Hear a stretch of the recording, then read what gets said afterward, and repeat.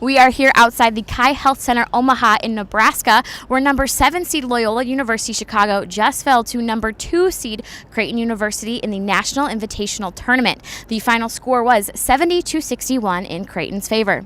In this episode, we're going to have a game recap, highlights from the press conference, and a look towards next season for Loyola basketball. All that coming up in just a little bit.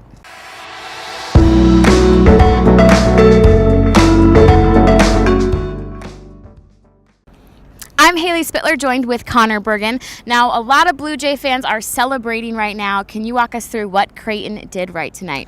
Yeah, so Creighton really won this game with their defense. They had a lot of pressure on Loyola's ball handlers up top. They were hard hedging on Loyola's pick and roll game, which caused a lot of trouble for Clayton Custer and Marcus Towns. They couldn't really find driving lanes. And while this opened up scoring for Loyola's big men down low, it really shut down Loyola's wing play, and they had no room to drive and find buckets that way. As you mentioned, I think what went wrong a lot for Loyola was in Marcus Towns, the guard who couldn't score. Marcus Towns just came off of being announced the MVC Player of the Year and had just 2 points in the first half, which didn't even come to the last minute. And then he's equaled that again in the second half with another 2 points, combining for 4 points total. I mean, he did have the team high 8 assists, so he was passing the ball well. But I think not being there offensively for a team who really needed it was a big issue for Loyola. I think another issue for Loyola, people keep asking, what kind of happened. Obviously, this is the team that went to the Final Four last year, didn't even win the NBC Arch Madness tournament this year. And I think a big hole that we haven't filled yet is Ben Richardson. Ben Richardson was Defensive Player of the Year in 2018 for the NBC. And while we have Lucas Williamson, I would easily say he's the most compared to Ben Richardson. He is there on the defensive end, yes. I mean, Lucas Williamson had 9 rebounds today, which was the team high, but just 5 points, and that's where we're still lacking. Ben Richardson was great defensively, but he was also good offensively. And so until Lucas Williamson can kind of balance that out, that's going to still be a hole in their roster, and probably the reason why they're ending here in the first round of the NIT.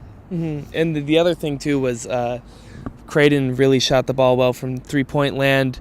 Martine Crumple was the big man, over 6'10". He knocked down 4 3-pointers in the game. Another guy, Marcus Zagorowski, had 2 for a team total of 9 3-pointers. That was another big difference. But Hayley, we also went to the press conference after the game. What was the mood in that room? I think this team just came off disappointment, losing to Bradley in the semifinals of Arch Madness. So I don't think it was as sad as people expected, partly because this being here wasn't really their game plan. This is not where they wanted to be. They wanted to be in March Madness. So it wasn't as sad as I expected. Obviously, it's still sad for Loyola. They're losing Clayton Custer and Marcus Towns. This was their last collegiate basketball game that they'll play for Loyola. But honestly, Clayton appeared to be in good spirits. He'd mentioned several times it hasn't hit him yet that he's done playing. I think one of my favorite quotes from him was how he hadn't taken his jersey off yet because he knows he'll never get to put it back on. I thought that was so beautifully put. But I think you could still hear the sadness in his voice, in my opinion.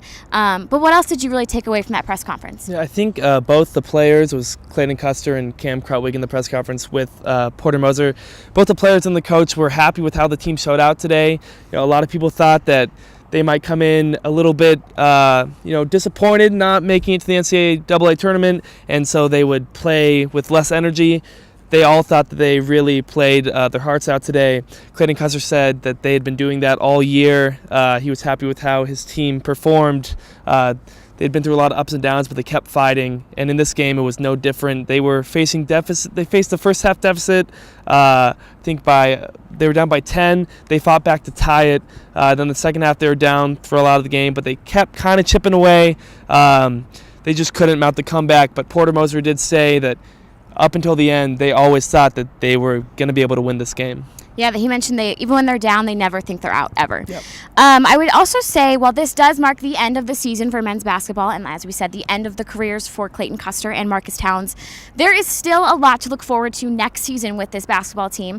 Let's take a look at Cameron Krutwig, who's our sophomore center. He had 17 points. Also with a great performance was Aher Ugwak, who had the team high 18 points. And a little surprise for me, I don't know that Conor is going to quite agree with this one, but I thought it was exciting to see Bruno Skokna.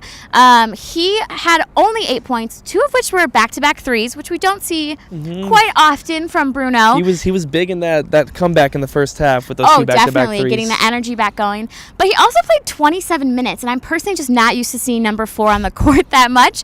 If you take a look at that, that is just 2 minutes less than Marcus Towns, MVC Player of the Year. Yeah, and he was also doing it with his defense. He was very active on the defensive end as well, guarding Creighton's wings. Now, tonight does mark, as I said, Loyola's stop in the NIT, but what's going to happen next for Creighton? So Creighton now moves on to the second round of the NIT. They will be facing the 3rd seed Memphis. Memphis knocked off San Diego today. That game will be played on Thursday. Memphis will be the 3 seed, Creighton the 2 seed. So it will be played here again, correct? Yeah, sorry. It will be in Omaha, Nebraska again. Another fun moment for the night is we are here at Creighton University, which is head coach Porter Moser's alma mater. We were sitting next to a Creighton fan on press row, and he had a kind of a funny anecdote for you of what they would kind of tease Moser with when he was a player here. What was that nickname? Yeah, so I was talking to this fan all game. Who had season tickets since the time that Porter was a player, and he said that while it was a little bit offensive to the coach, that during his time as a Blue Jay, fans would call Porter Moser Mrs. Porter because of how many shots he missed. I don't know if Porter would like that, but that's just what I heard from a fan. I thought it was kind of funny. I would say, speaking of Mrs. Porter, but I guess really it's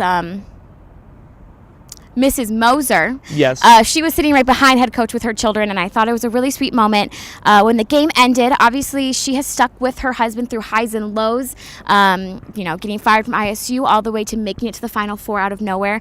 And when Clayton Custer and Marcus Towns walked off the court, she was giving them such a genuine and strong clapping of hands of just saying, like, you guys, this is not how you wanted to go out, but you guys had such strong careers. And, like, I think she was kind of, without words, kind of saying, like, keep your head held high and be proud of what you've done here, which also led into the press conference of what Porter Moser said about a choice that Marcus and Clayton made after last season. Yeah, so Porter Moser, huge thing he was emphasizing in the press conference was the love in the Loyola locker room. He said you don't get that everywhere, and that should be a story that national reporters should be reporting on is the love between his players.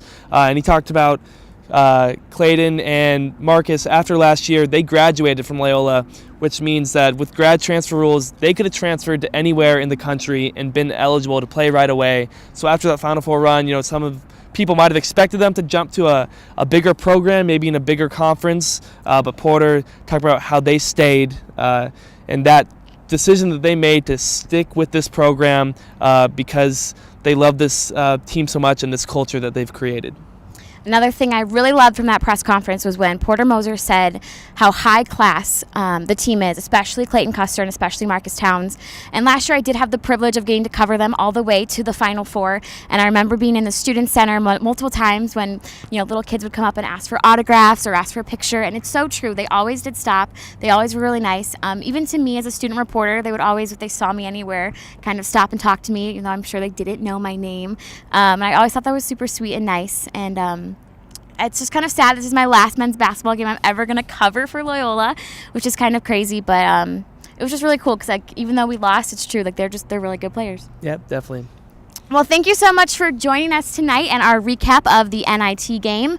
It's been fun covering Loyola men's basketball this season. And one last thing, we filmed a little something today, Conor. Yeah, we have our 4th episode of Running with the Pack, our new Instagram TV show with me and Hayley Spitler, of course, directed by the wonderful Amelia Ickes. So please check that out on our Instagram page at Loyola RSL. That is it for us and our coverage here in Omaha. I'm Hayley Spitler, and for Amelia Ickes behind the camera and Conor Bergin right here, thanks for joining us tonight.